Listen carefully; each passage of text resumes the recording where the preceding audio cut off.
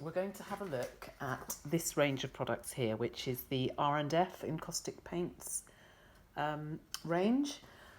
So it's a much purer form of wax. We are literally working here with pure beeswax and Damar resin. So this is a Damar resin. It's an Asian tree sap, which is mixed with a raw beeswax, and that is basically all you've got within this product.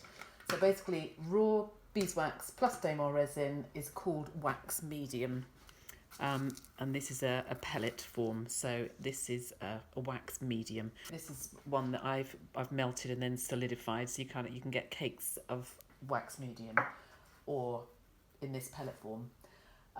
R&F also do pre-coloured wax blocks, or you can colour it yourself with pigment sticks. You can get powdered pigments, oil paints. There's a number of different ways in which you can then colour the wax yourself as well. So it's a really versatile, really fun way of working with wax. But there are some health and safety implications that you need to take into account as well. So you will always need a thermometer. This is a surface thermometer here. You're working at a much higher temperature than you are with the Art Encaustic product. It's a different range of products. You're working with pigments, and you're building up in layers. So I'll show you in a minute how we go about doing that. I'm going to show you a few examples. You paint on a layer of medium, and you can then start to add papers, all sorts of things within the layers. So it can be quite a thin layer. This one's fairly thin. You can add gold leaf on top. There's a number of embellishments, or you can put wax within the layers. So there's loads and loads of different ways of using it. It is beautiful. This hot plate, which the Art Encaustic A2 hot plate, is great. It works really well. So you basically get a paintbrush, and you're then using this so take a wax block colour, pop that on. You can mix your colours directly onto your hot plate. You can mix them in tins. You can add some wax medium to kind of effectively water it down a little bit. So lots of different ways of doing this.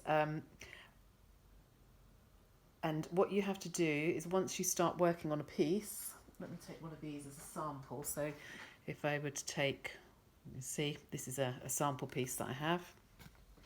You have to fuse your layers. So you're going to need a hot air gun or a heat source of some description to enable you to fuse. So what you do is apologies for the noise.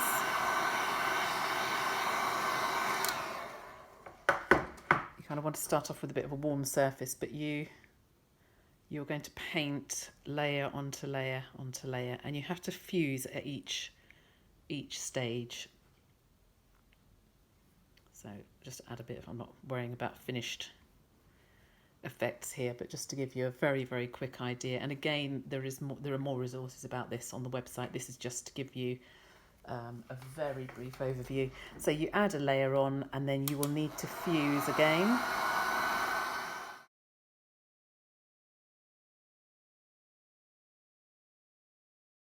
This range of products is literally as limitless as your imagination.